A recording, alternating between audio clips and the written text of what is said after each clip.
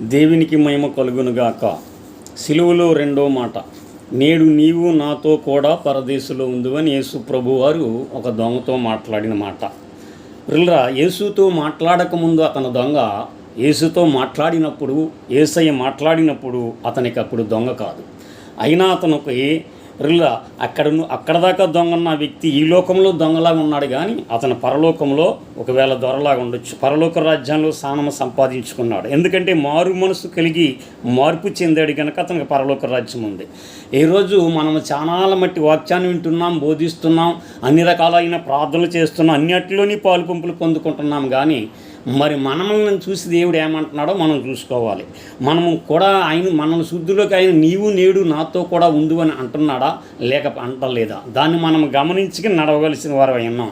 రెండు గుంపులు ఉంటాయి, ఒకటి పరలోక గుంపు, ఒకటి పాతాళం గుంపు. పరలోక గుంపులో మనం ఉండేలాగా చూసుకోవాలి.